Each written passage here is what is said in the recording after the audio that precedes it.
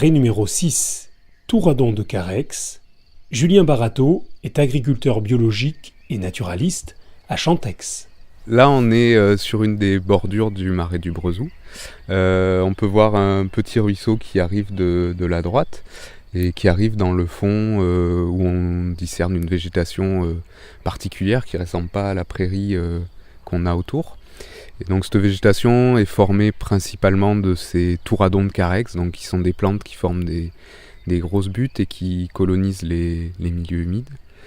Et puis on voit que cette zone est beaucoup colonisée par des arbres, qui sont principalement des saules.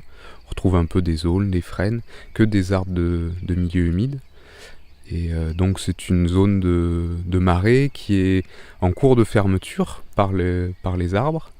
Et ça, c'est principalement dû à une diminution des activités agricoles, notamment le pâturage, parce que c'est des zones qui ont beaucoup été délaissées au profit de zones beaucoup plus productives.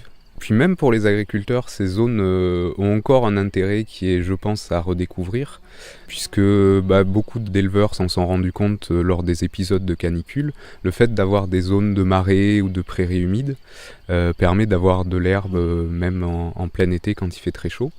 Donc je pense que c'est des zones qui vont être amenées à être redécouvertes par certains éleveurs. Et puis au niveau biodiversité, puisqu'on est quand même sur une zone très riche à l'échelle de la Corrèze pour pas mal d'espèces de plantes et d'animaux.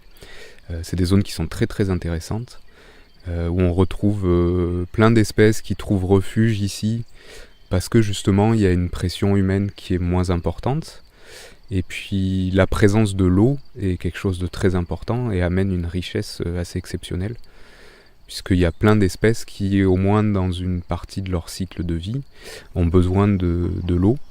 Donc c'est notamment le cas de plein d'insectes comme les libellules, où on va retrouver sur le marais du Brezou une diversité de libellules assez exceptionnelle. Et puis c'est le cas pour plein d'autres insectes.